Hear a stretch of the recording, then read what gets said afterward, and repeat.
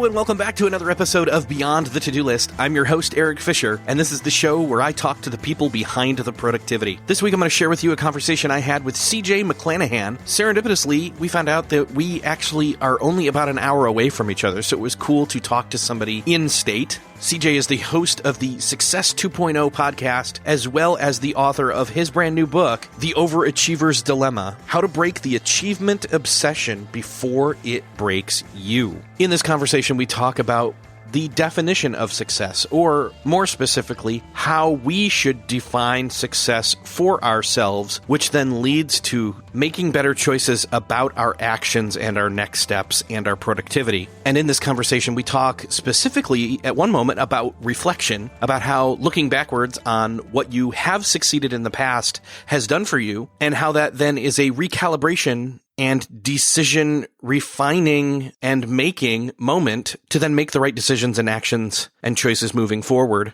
I recently did this by sitting down and putting on headphones with the Brain.fm music tool, which was talked about a number of episodes ago. If you missed that, you can go to beyondthetodolist.com/brainfm and try that out for free, as well as get 20% off your first year if you want to try that out. Many of you have. I have seen that and have been raving about the focus that it's been giving you when you're sitting and working or reading, which is what I was doing in this reflection time, or even getting naps and sleep. Anyway, check that out, beyondthetodolist.com/brainfm. But I sat down and, after having this conversation with CJ, and said, you know what? Reflection. Need to do some reflection. We're getting into the later months of this year. I don't necessarily run my life by the calendar or the calendar year specifically, but every quarter, every 12 weeks or so, we've talked about the 12-week year here on this conversation, here on this podcast before. It's nice to hit pause, look backwards, look forwards, and take an assessment. So anyway, CJ and I talk about that as well. I think you're going to really enjoy this conversation. So let's jump right into this conversation with CJ McClanahan. This week, it is my privilege to welcome to the show CJ McClanahan. Welcome to the show, CJ. Hey, thanks so much for having me. I really appreciate it. So you are an author, but also a podcaster, and I always love having podcasters on my show because I kind of say they get it. They know what goes into a show, or at least they have the presence of mind, or even the presence of microphone, in other words, to talk. And that's what people will find interesting, is actually two podcasters talking. But your book is called The Overachiever's Dilemma: How to Break the Achievement Obsession Before It Breaks You. I love that there's a gnawed on and broken in half number 2 pencil on the cover of this, because that just gives me that visual metaphor of somebody who's just hustling themselves to death and, going after success, but maybe the wrong kind of success, which is what you're all about, really. So, CJ, before we get into what Success 2.0 and what the definition of success and all of these overachievement dilemmas can be, I want to hear a little bit more about your story, though, because obviously to have insight into this, you've got to have had some, I don't want to call crash and burn moments, but maybe that's what you want to share them as. I don't know. Sure. No doubt. Well, I am a suffering overachiever who's been through everything you can imagine. My career began a long, long time ago. I went to law school right after college, and I lasted for one semester and realized this is the dumbest thing I've ever done in my life. I didn't want to be an attorney. So then I tried another career and I worked in politics. And then I tried another career and I worked for the gigantic accounting company, Arthur Andersen. And then I had this weird, unique opportunity to help run a manufacturing company simply because I knew a guy's daughters and I was coaching them in basketball. Fast forward, the year 2000 explodes and the internet goes crazy, and I got stock options to work at a software company. And I literally woke up one day in 2003 and said, I don't know what I'm doing, but this is no fun. So I'm going to start my own company. My wife was pregnant at the time.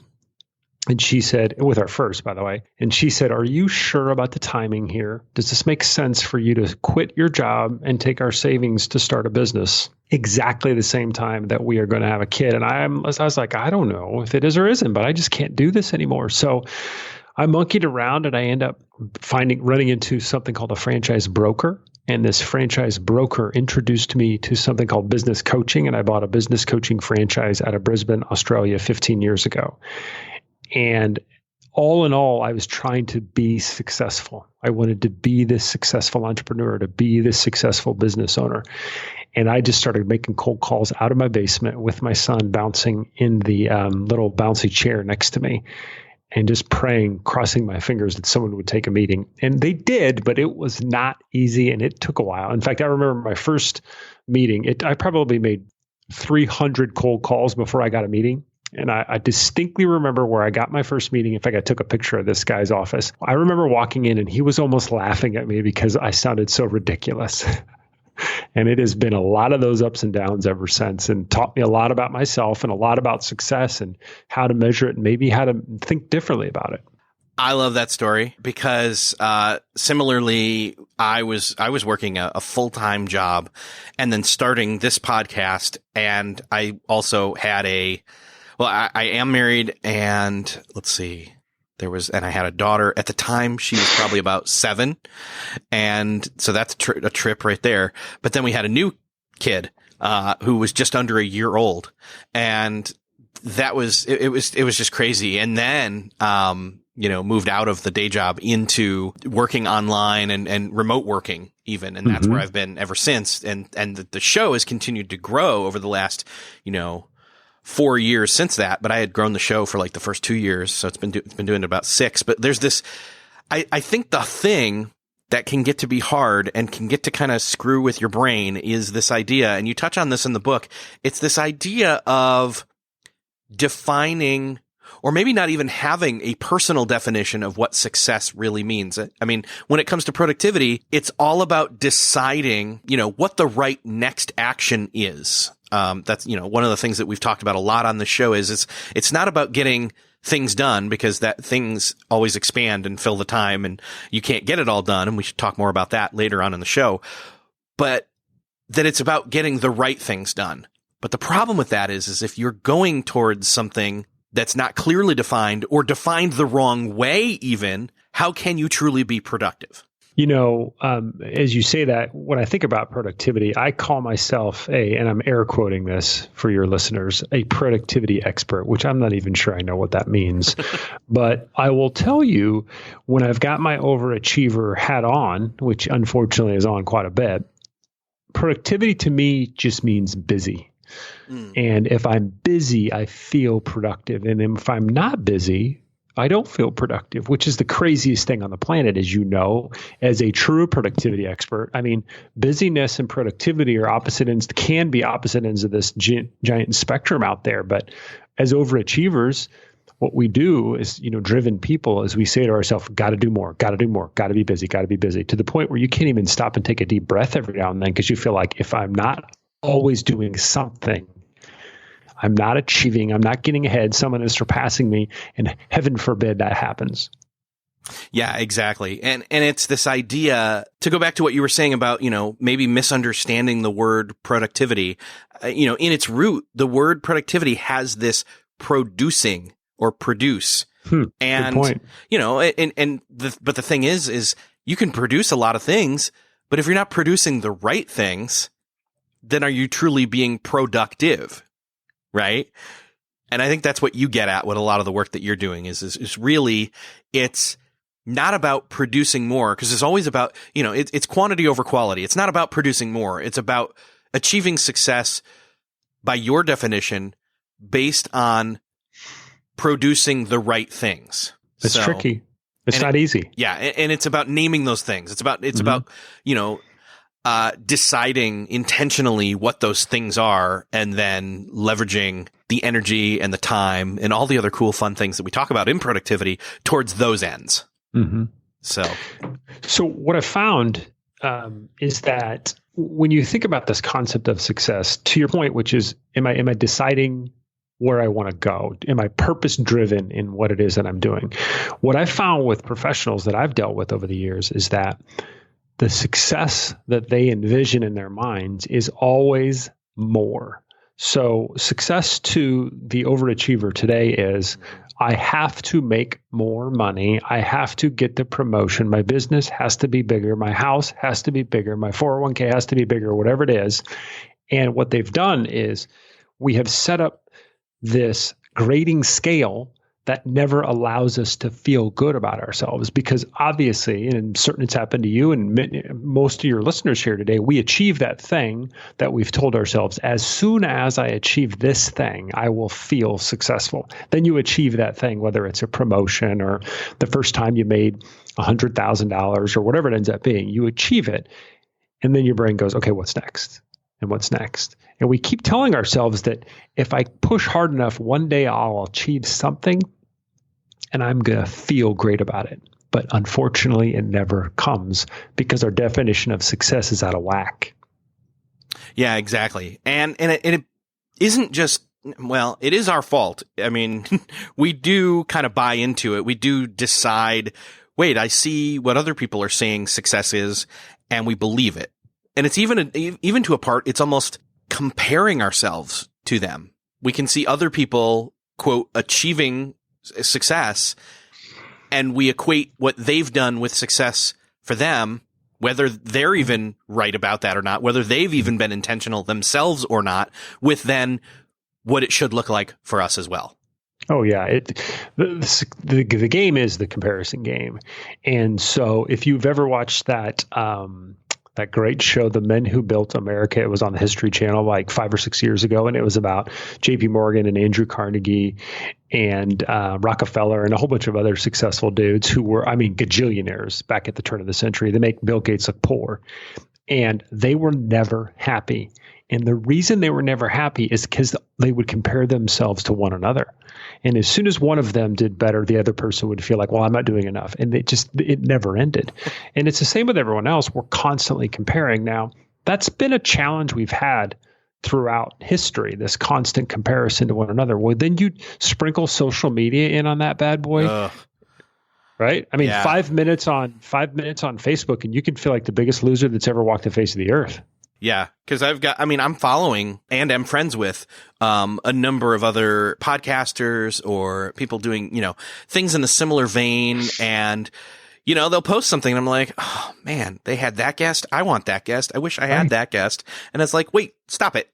Yes. Dude, you've had people other people haven't had, and so on. And it doesn't really even matter because it's not even about that anyway. It's really about what's my measure of success. Mm-hmm. It's not about having, you were talking about how it's not about having more. It really ends up being, what is enough? What is that measurement of enough? Right. So. Yeah. And if you don't redefine success on your own terms, the only thing you can do is more, because the only way you'll measure success if you don't define it on your own terms is by comparing yourself to other people. And no matter how successful you are, unless you're LeBron James, there will always be someone better than you. Always. Yeah. Yeah. I mean, it's easy to look left or right and see somebody else and say, well, they've got this or they're doing this and I'm not. So that's my next thing I need to be aiming at. And again, like you said, the window to being able to look left or look right is so much bigger now because of social media and the internet. So no doubt. No doubt. So in the book, you start talking about this thing called the chase. And that's kind of what we've talked about a little bit here. And as I was reading this, I thought to myself, it's a trap. And I said it in my mind, and I heard the voice of Admiral Akbar, the whole Star Wars meme thing. Right. So, it's a trap. It's a success trap. It's a comparison trap. Ooh, I like that. So there you go. Feel free to run with that. I don't care. I consider it done. I don't think people really understand or realize necessarily that they may be in a trap already. How do we, one, gain some self-awareness in that first and foremost? And then how do we move from that self-awareness into starting to figure out, what are the right questions we need to start asking ourselves towards our success and defining our success personally? So I would say self-awareness comes from, just look back at your life.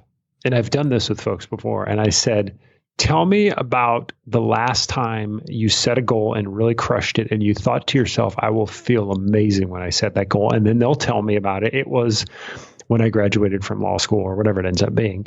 And I'm like, how long did you enjoy that? A week, a day, a month? Okay. But you remember at the time you thought, as soon as I achieve that goal, I will be successful and I'll feel great and content and full of joy and that sort of thing. And you didn't. In the beginning, once you begin to look at your own history and you begin to recognize that this acquisition or this achievement never provides you with the fulfillment you were hoping it would, that self-awareness begins to go, and you begin to ask yourself this, you begin to question yourself like Einstein pointed out, the definition of insanity is doing the same thing over and over. And you begin from a self-awareness standpoint to go, wait a minute, maybe constantly achieving and constantly telling myself that next thing is the key. Is it going to eventually give you the feeling that you want? Because ultimately we're searching for a feeling in some way, shape, or form. The minute you make that aha moment, or you have that aha moment in your head and you're like, I get it now. That's when you can start to ask yourself the important question, which is, how should I define success moving forward on my own individual terms? And then you can sit back and take a deep breath and really start unpacking what success looks like for you, which I've studied for years. And I've got a definition, which I'm sure we'll get to in a minute, Yes. but there is but you have to start with what I'm doing is not getting me the result I want, or you won't change, simply won't happen. I really love this idea of kind of doing a self-audit backwards in time and saying, wait, what were those things that I used to want and I either got them or didn't get them? And, did that matter? Did that define success at that time? I sat there trying to think about for myself, what would that mean? And, I was having without taking more time to sit there and do it, like I was actually having a hard time coming up with that. And I think a lot of us do. I think we don't necessarily pause enough to do reflection time. I think that's probably part of the self-sabotage we're doing to ourselves in this area. Yeah. Well, think about it. What are you being productive when you're self-reflecting? No, you're not. In the whole right. Heaven forbid we're not productive. You're not producing something of worth. It'd almost be like an oxymoron where it's like, what do you mean I need to stop working to get more work done, or to get better work done, or to get the right work done, or all of the above? That's exactly what reflection does, though, is it clarifies the vision backwards as well as forwards. So it is of worth. It's almost, in a sense, like, how people hate meetings. It's almost like having a meeting with yourself. And their meetings can be very necessary and very meaningful and very important if done right, if done well. Oh, sure. So that's what this would be. That's what reflection is. People, I mean, I need to. I'm preaching to the choir here. I'm preaching to myself. I'm saying, look, Erik, meetings and reflection, sitting down, you with yourself and actually taking that time is going to smooth out bumps that and roadblocks and things that and illuminate things and give self-awareness that you're not even aware is possible yet. How can that be a bad thing? No, it isn't a bad thing, but it is, if you're right-handed, it's like going out and trying to play tennis with your left hand. It feels very awkward because as achievers, we're wired to believe I've got to be doing something. And that's is simply not true. There has to be a deep breath. When I was doing the research for the book and thinking about this concept of success, obviously you want to learn from the people that are the best, who understand success and how to define it better than anyone. Well, what do you do in this area? It makes the most sense to go to people towards the end of their life, because people towards the end of their life have something called perspective, because they've lived longer and they can see the whole picture. Whereas someone who's 20 can't see a picture, or 40 who can't see the picture. So if you're 80 and you're checking your way out, I'm not disparaging 80-year-olds out there, but if you're whatever age it is and you're on your way out, you look back and you can say to yourself, okay, what was really important? And it's cliched, but it's a cliche for a reason. It's never, I wish I would have worked more. Never. I wish I would have earned more. Never. I wish I would have achieved more. Never. it's always things like, I wish I would have enjoyed it more. I wish I would have spent time with the people I love more. And I think the experts on success are the people who've lived the longest because they've got the greatest perspective. Yeah, exactly. And they've had that time where, over time, even if they've not intentionally looked back, they've had more time to look back, at least briefly. Right? Yeah, no doubt. Absolutely. And if you ask one of them, what's more important in your life, reflecting and asking yourself how things are going or achieving more? They would always say reflecting. It's hard for us to believe that's the right thing to do when we're in the middle of it. And I'm old enough now to, even at this middle age point, to already start to feel some of the, I'm this far in. Like, I want to make sure I do things that count. I want to make sure I do things that matter. But what does that mean for me? I'm not entirely sure. I mean, I've had a clue here and there. Maybe I need to take more time and figure that out. And I can only imagine, as you get older, that compounds. Yeah, I think you're exactly right. There's no doubt about that. Let's take a little bit of a peek here into what you decided or what you defined success as for you, and unpack that a little bit. You bet. There are hundreds and thousands of definitions of success out there, and I don't think one is right or one is wrong, and they're all unique to different people. What I attempted to do was to build a definition where I could not poke holes in it. And by that I mean, Erik, build a definition where I thought this truly is success, because it encapsulates everything that psychologists and people who've got the most perspective can truly tell us is linked towards this feeling of contentment or joy or happiness, which ultimately is what we're searching for when we think success. So after doing all that research, I came up with really 3 very simple concepts. Success is the ability to which I am utilizing my unique talents. Okay. Am I doing what I was wired to do in life? Because everyone is uniquely wired. Am I developing meaningful relationships with the people that care the most, whom I care the most about? And then finally, am I enjoying the journey? And if I'm doing the things I was wired to do, building meaningful relationships, and taking the time to enjoy the journey and just kind of self-reflecting and enjoying the journey each day in and day out, then I'm probably having a lot of success when I'm doing that. If I'm not doing those things, I'm not having success. I think ultimately what we need to do here is unpack the 3 of these, because I think these are really good. Like, these could almost be universal. Again, it's definitive towards you. This is your definition, and not everybody should just take this and say, nope, that's my definition now too. I mean, make your own. But these are good ones, good pieces of a definition, definitely to start with. They're very similar to the things that I hold as success for myself. So first off, the definition where it has to deal with, utilizing your unique abilities, like leaning into your strengths, in other words, what you're uniquely qualified to do, what your talents are, what your passion is, what you're interested in. That's great. I love that. I mean, again, that's what I'm trying to continually do. And my daughter is a teenager. She just, started, she's talented in art. She also likes to tell people what to do. A lot. So does my daughter. Yes. And I'm like, she could go a couple of different ways here. Like, one, she'd be a great teacher. I think she would have fun telling kids what to do. And she'd be an English teacher, actually. Or she could go another route completely and maybe be an art teacher or an artist in and of itself. I don't know. That she definitely has talent in drawing. She's way better than me, and even photography. And so this is constantly on my mind, this whole idea of, what your talents are, what your abilities are, what you are passionate about. Well, it's not just about what you can do good. It's about what you want to do. So. Right. So I took this, there's a guy whose first name is Mihail, and I can't pronounce his last name, but it's a very long last name. And it talks about this concept of something called flow. And he did a lot of research about this. We're trying to get to a state of flow, which he defined as I lose time. I'm so in it and I enjoy it so much that it is such a great place to be. And what we all want to do is we want to get into that place. And you've been there at some point in your life, and I've been there.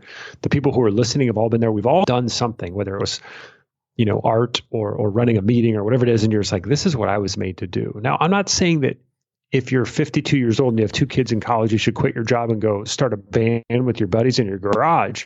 But we all have got to scratch the itch in some way, shape, or form and get to a place where we are utilizing our unique skills just a little bit.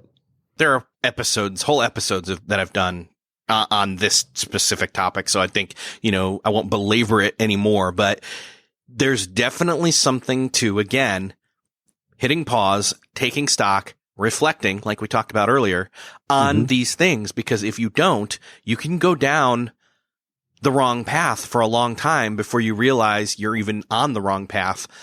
That's not to say that time spent on a different path isn't experiences you can then bring back to the right path. Right. Want to be clear. So no doubt. Absolutely no doubt. You also mentioned relationships. I think there's a really cool, really small piece in the book that deals with this, specifically the way that you refer to it, which is MIPs. Yes, absolutely. Yeah. So there are, a psychologist told me once years and years ago, I was having trouble with my clients. I was asking, and I asked the psychologist, how do I make these people enjoy their lives more? I'm helping them make more money and it's not doing the trick.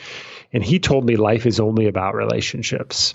And his point was that, and there's a boatload of studies to back this up, the quality of your relationships with the people that matter the most to you is going to determine how much you enjoy your life. And we know it to true. I mean, if you think about the most important events of your life, you're going to always associate those with human beings. It's just the way it is. If I asked you, Erik, who did you call first on 9/11? A name would pop up, and it would not be your coworker. It would be a spouse or a parent or your best friend, people that your brain just connects to because these are the most important people in my life. And so what I say, MIPs, who are the most important people in your life, are you doing the things you need to do to connect with them in a meaningful way and to deepen these relationships? Because that is truly going to make you feel successful if you do that in a really intentional fashion.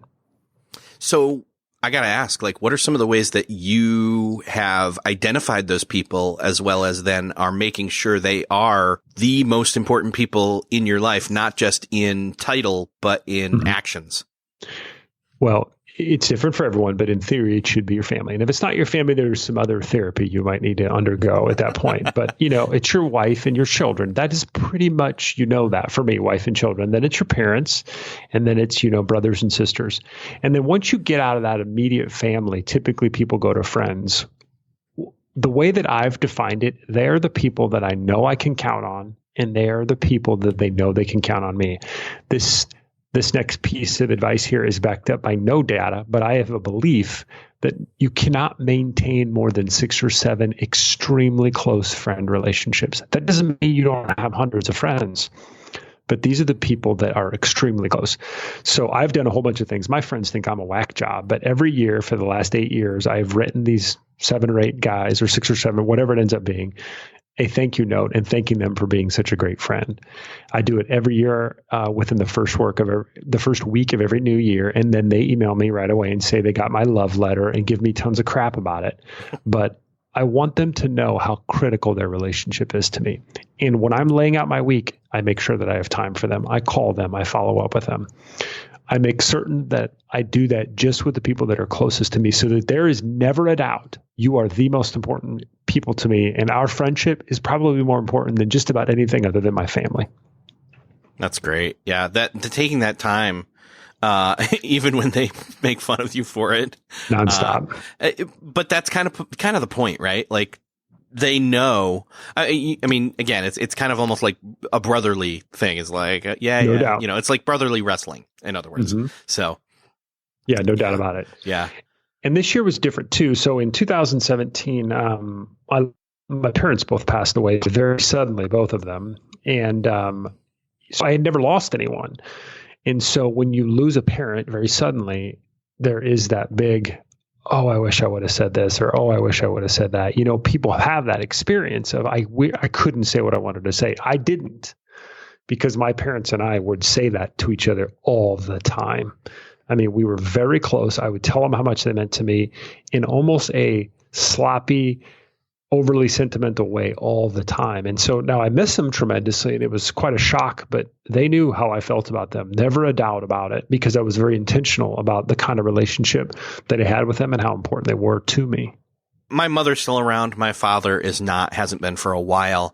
But yeah, you realize later on that it's the trite cliche of you don't know what you got till it's gone. And, you know, Nope. He wasn't a great father, but even so, I miss the fact that I can't Sure. like try and do stuff, you know? So I hear you. yeah, man. So yeah, I guess, you know, life being all about relationships is another one of those things. And of course, that's one of those, you know, I mean, if anybody's watched that most recent Disney movie, what is it called?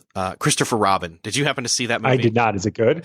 I think it's okay. I think, Okay. but I mean, it's exactly the message of the movie is, you know, it jives exactly with what we're talking about. So you probably ought to see it just to make sure that you have that, you know, in your arsenal. You probably could do a couple podcast episodes or something about it. I love maybe. that. No doubt. So there you go.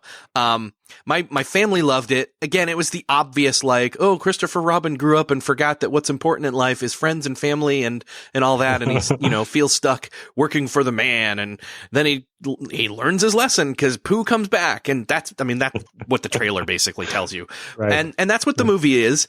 Okay. Maybe a little schmaltzy here and there, but like, for the most part, it was funny, but Tells a good story. yeah. So what we're talking about here isn't necessarily something new per se, except for the fact that it's easy to forget common sense. As what's funny, one of the things my dad always did say, was common sense isn't very common. So, Oh yeah. You know, if you got an award in your local business periodical for being the best friend, we would all work on being better friends. But because it's so hard to recognize and you can't put it in a spreadsheet, we don't focus on it. yeah, it's not a widget that you can just like crank and say like, No doubt. okay, I did this, you know, I got this many more friend points today. So Yeah, you can't do it. Can't measure it. Very hard. that's actually another one of the draws to social media. It's like, hey, you can be social with people and have it, you know, oh, I got all these likes because I, Exactly right. so, Exactly right. oh gosh. So then the last piece, and actually, I think there's actually one more. In listening to your podcast, there's one other thing that I think I do unpack it a little bit. yeah. There's one piece here let's talk about, and then the other additional piece, Okay. which is enjoying the journey, which, you know, that in and of itself, I think when I listen to you talking about this on your show, that enjoying the journey to you means there's never necessarily an arrival point. It's a series of events, and then you move and you move on to the next thing, not in a bad way, but in a good way, and enjoy the ride along the way, apparently. Oh yeah. I mean, and of course, who am I the first one to say this? No, I'm the Right. 4 billionth person to say this. It's not new, but it's so critical, because the truth is the glass is always half empty or half full. It completely depends on your perspective. This just happened last week. I was moaning and groaning about some frustrating things in my business, minor things, but I had myself all worked up into moaning and groaning. One of my clients came in and we were having this conversation, and he told me that his 54-year-old best friend was suffering from a debilitating disease and only had a couple years to live. I literally took a deep breath and I thought, really, CJ, you're complaining about some tiny items in your business. Let's keep things in perspective. And if you're not intentionally focused on enjoying the journey, 10 years can go by and you'll just look back and go, holy crap, I outachieved everyone, but I didn't enjoy it. Well, why outachieve everyone if you're not going to enjoy it? You know, we're on this planet for a very short period of time, and it is our responsibility to find the good in every single day, because it's there if you look hard enough, right? I mean, it's always there. There are some days, Erik, you don't want to do podcasts. Let's be clear. But then after you're done with a podcast, or at the end of the day, you'll have a moment, you'll be like, that was pretty good. Our goal is to try and enjoy it while we're in the middle of it to the best of your ability. Okay. Yeah. But it's a critical, intentional part of this definition, because if you don't do it, why live, right? If you're not going to enjoy it, why live at all? Yeah. So then the other key piece here is something that I heard you mention kind of as an add-on. I think it's almost like an overarching piece to all three of these pieces. It's the utilizing your abilities, your unique abilities, the MIPs, the most important people, building meaningful relationships, and then the enjoying the journey, which we were just talking about. It's this idea of making meaningful progress on your goals. And that kind of overarches across all three of those, really. Sure. Yeah. And again, every human being on the planet knows that setting a goal works. Our brains are functionally wired to achieve just about anything we want to achieve, so long as we're focused on something. And when we're not focused on something, we're just aimlessly moving about. So there's one thing to be obsessed with goals, and then there's another thing to be purposefully moving in a direction of something. And if you're not purposefully moving in a direction of something, you're going to eventually get frustrated by spinning your wheels. And so we've got to be clear about, Covey says, begin with the end in mind. We've always got to be clear about, why am I doing this? Why am I doing a podcast today? Why do I have clients? Why do I go to the gym? Why do I do anything that I do? There has to be a purpose that we're driving for, or it's just spinning our wheels in activity. And if you do that, you're going to really get frustrated, which is going to make enjoying the journey almost impossible. And I know it can sound almost counterintuitive or cold and calculating to say, what are my goals in my meaningful relationships? How can you have a goal with a relationship? A relationship's a relationship. It's not a project. But actually, think about it in terms of let me give you an example. So I know of a person who, I think they've been married about the same time that I have. So about 15, 16 years now. And I read in, again, ironically, social media, that they've almost done a date night every week of their marriage.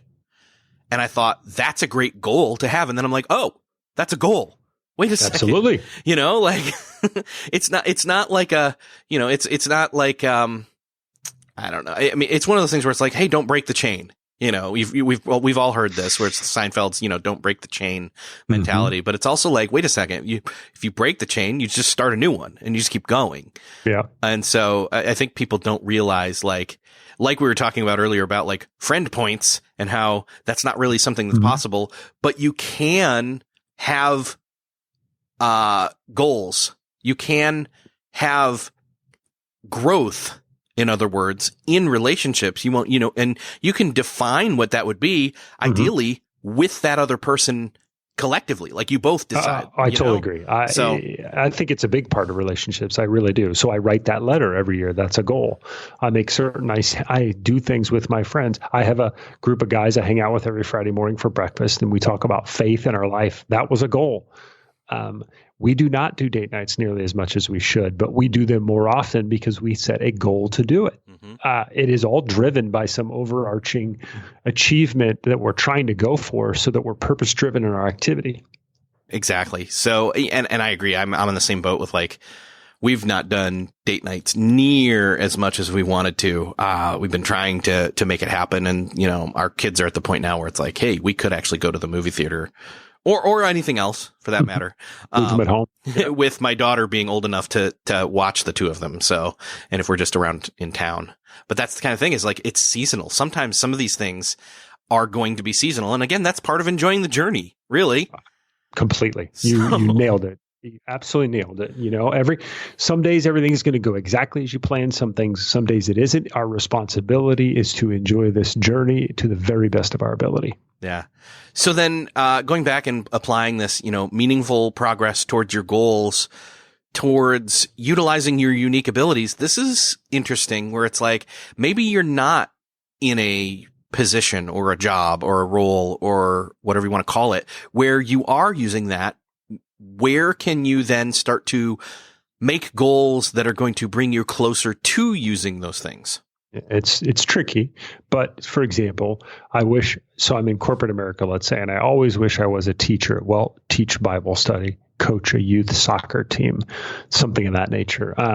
I always wanted to be a musician. Well, take guitar lessons. Do something to scratch the itch outside of your job. Because the itch isn't going away. And if you don't scratch it a little bit, part of you is going to feel like you're leaving something on the table. And so you've got to look for another outlet. Now, for some of you, it might be changing your career. It might be, you might be a place where you're like, I'm not doing this anymore. I'm going to completely change my career and go in a different direction. It was that way for me at the age of 33.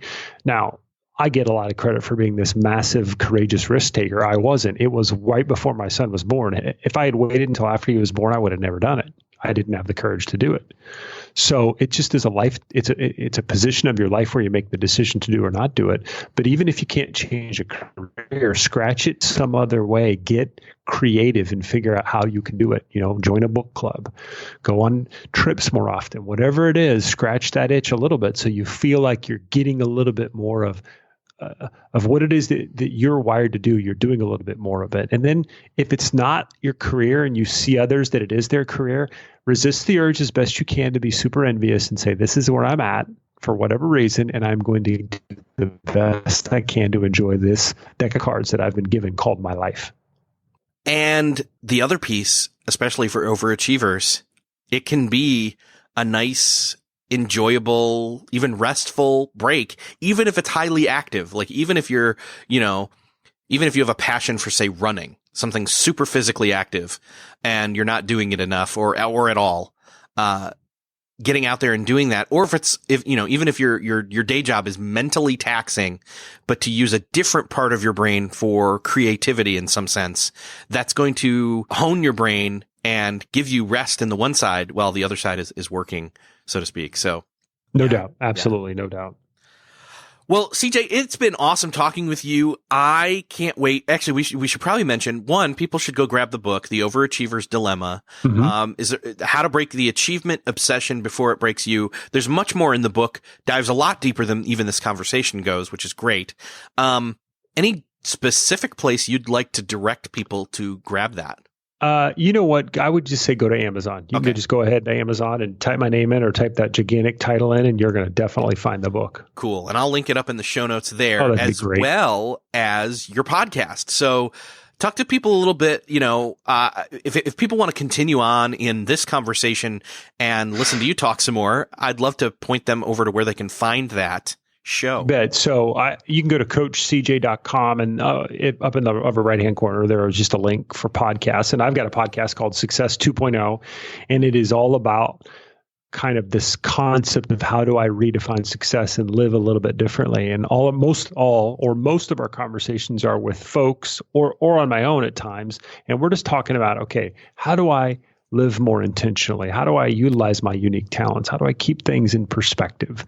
And it's just a lot about some of these concepts that we talk about today. And if you shoot over to coachcj.com, you'll definitely find that link and be able to listen to those podcasts. And of course, like everyone else, I got 1 million episodes out there, and you can download and listen to any of them if you like. Great. Yeah. I've listened to some of the episodes, to get a feel for, your conversational style and things like that, doing my homework for this show. And I gotta say, I really enjoyed it. So I appreciate that. Thanks. I highly recommend, if you enjoyed this conversation, you definitely want to go check out CJ's podcast. So, I'll link that up in the show notes as well. And again, CJ, thanks so much for being here. This has been great talking with you. Hey, I really appreciate it, Erik. I really do. It's been a blessing for me as well. So for me, my takeaway from this episode really is to have more pre-planned intervals of reflection put in place, as well as to even take a page from the last time that I talked with Cal Newport and how he was talking about the use of social media or the lack thereof, and how that plays into keeping the comparison trap at bay. I know I still do that sometimes, maybe too often, but again, I'm really looking forward to talking with Cal Newport again next year about his next book, Digital Minimalism book, that comes out early next year. And you'll all get to hear that, obviously. But yeah, being able to put boundaries, or put, I should say, buffer zones and strategies in place when it comes to using social, but even then, if you're not coming into social with the right mindset, and even when you see other people's, good moments, highlight moments, I mean, that's better off than seeing their negative stuff and, all the politics and things like that, right? Even if you go into social with a positive outlook and you're looking for the good stuff, you still have to have your own house in order mentally, emotionally, etc., so to speak, when you are viewing other people's stuff, so that you can be happy for them, that you can cheer them on, that you're not, in other words, making that comparison trap, falling into it. It's a trap. So that's my takeaway. For me, I have to put more of an effort in, more of a strategy in place in terms of that comparison trap. And the way to do that is to not have anything that I really have to be comparing to. I can have my chosen people that I look to for inspiration and for guidance and for accountability. But beyond that, I don't have to have a comparison made at all. So what about you? What are you going to take away from this episode? I'd love to hear from you. Head on over to beyondthetodolist.com/247. I hope you enjoyed it. If you know of someone who needs to hear these episodes, hit the share button to let somebody else know about this episode. Subscribe if you haven't. We've got a huge back catalog for you. Tons of great episodes coming up. And with that, I will see you next episode.